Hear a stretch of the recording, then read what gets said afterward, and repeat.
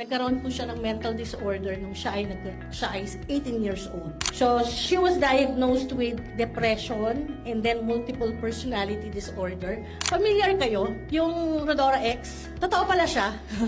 Kasi, although I am a nurse, pero hindi pa ako nakakita ng talagang actual na nakita ko sa anak ko. Kasi biglang nagsishift yung kanyang personality. Nag-iiba talaga. So, multiple personality disorder, yung pangalawa after na magkaroon siyang depression. And then, pag nagsishift yung kanyang personality, pag gutom ang 4 years old, kakain.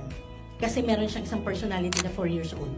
And then biglang magsishift, babalik sa dating 18 years old. Gutom, papakainin ko ulit. Pagdating naman nung si Trisha, 21 years old, Inglesera, dumudugo ang ilong namin pagkausap siya. Kasi sobrang Inglesera pagkatapos vegetarian. Ang hinahanap naman, pagkain naman na puro mga vegetarian sa loob ng ref namin. So nanggagalit kapag wala siyang makita na pagkain na para sa vegetarian. Imagine niyo 3 personality nagsusunod-sunod. Alam niyo kung ano nangyari sa anak ko?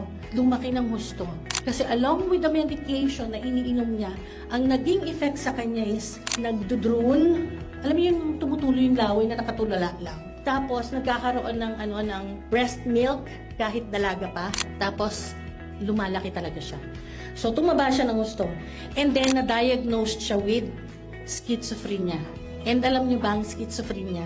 Forever po yan, for life yan na iinom ng antipsychotic medication. Yun yung sabi sa amin ng psychiatrist niya. Pero alam niyo naman, matigas ang ulo ng Mentor Tyra. Di basta-basta naniniwala sa ganyan. Diba? Alam niyo kanang ginawa ko? Pinapainom ko ng barley. Pagising pa lang sa umaga, barley. Tapos iinom niya yung gamot niya. Continuous po yun na ginawa ko hanggang sa unti-unti. Naalis ko yung kanyang iniinom na gamot. Nagiging every other day, hanggang naging every 2 days. Naging every 3 days hanggang totally natanggal ko yung kanyang gamot. Grabe. And eto po siya ngayon.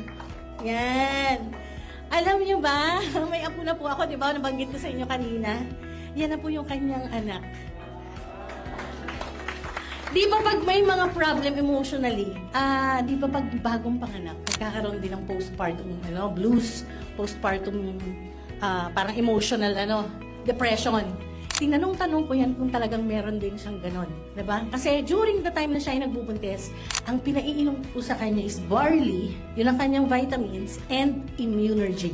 Grabe, ganun po ako kasampalataya ng gusto sa product natin. Kaya naman, nung siya ay manganak, tingnan niyo naman, sobrang healthy ng baby niya. Sobrang healthy, tapos siya, wala ka nang mararamdaman na meron pa siyang ganon na pinagdaanan niya yung ganong klase ng emotional breakdown.